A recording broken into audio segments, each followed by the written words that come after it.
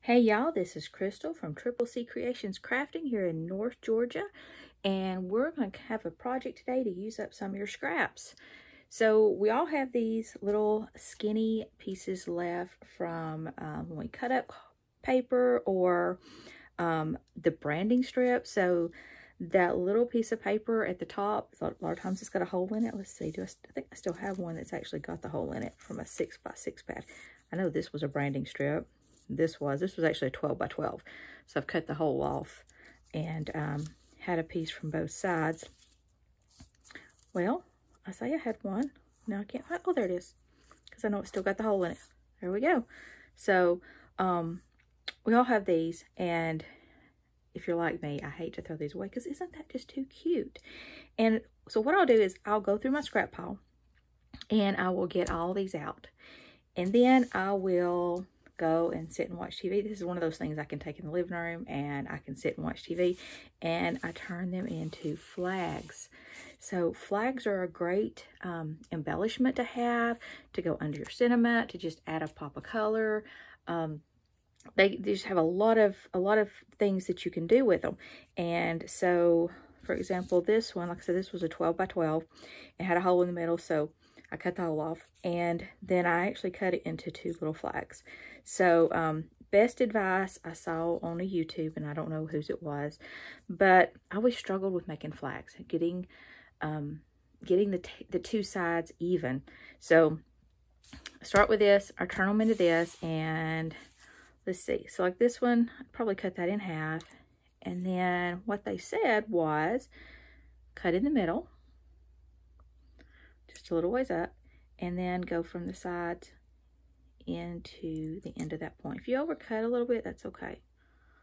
Also, some great advice that I saw on it was tips for using your scissors is don't actually cut all the way to the tip, because when you do that, you get a little tear, and so that really helped me also.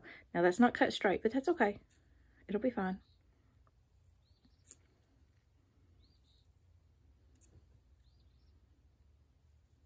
So, like I said, great project to sit in front of the TV and do. All right, so you've got all these.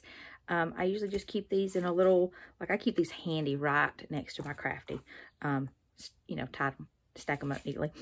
But I start to get a lot of them. You see, I've got a lot of them now. I've still got a pile over here that are ready to be cut that I just pulled out of my scrap pile. So I started making some cards with them. So a card idea, and this is so easy, y'all, is you've got all these flags already made, is just go through and pick out ones that are either from the same paper company or at least coordinating colors. I don't stick with one paper company. I don't have mine organized by paper pad or collection or anything like that. So I just went through and found some that matched, and these are probably from 4 or 5 different paper pads.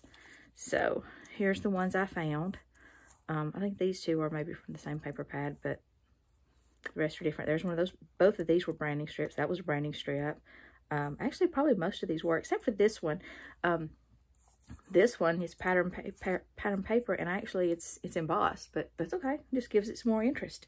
So I picked some things out, like I said, that coordinated, and got me a card base, and I'm just going to start gluing these out.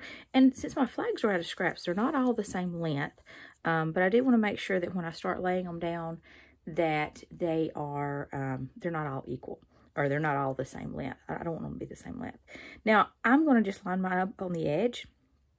Another idea is you could actually just draw you in a line down through here, and if they were all the same length, you could use that to kind of stagger them a little bit, and then at the end put you a piece of paper over it. But for today, I'm just going to line them up on the end. You can do them straight and just stack them, or you can kind of turn them sideways, kind of cattywampus. So we'll see. I'm just going to start, literally, I'm just going to start gluing these down. Took my pen out of my glue right before I filmed, and it was already starting to dry up. All right, I'm going to start with that one straight. So, like I said, a great stash buster. And also something you could do like I said, while you're sitting in front of the TV, because you don't, not require you to have a lot of tools. I'll do this one. I think I want to do them, not necessarily line them all up. And so they're going to hang off a little bit, and then when I come back, I will, I'll trim those off, but that's okay. I love these little rain boots. So like I said, this was my Brandon strip. And so were these snails. These actually came from the same collection, if I didn't say that.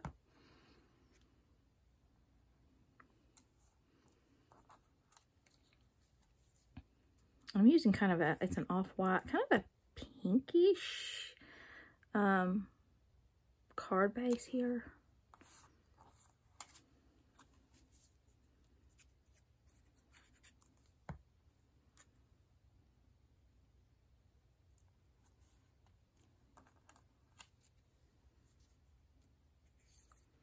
And then I just went into my box that's got all of my sentiments in it. And a lot of my sentiments, I actually make these on my computer.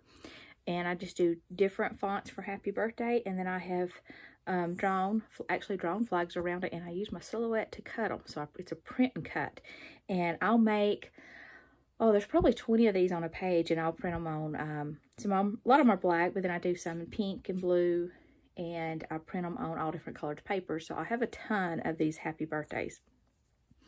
I need to do that with some other different sentiments, but I do tend to make more happy birthdays than anything else. And I think I'm gonna put it right here.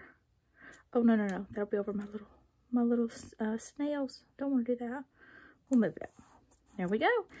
And we'll turn it over, and if I see anything that's sticking out, just give it a quick trim. Careful not to cut the spine of my card. And I've already made 2 of these, so I'm going to show those to you.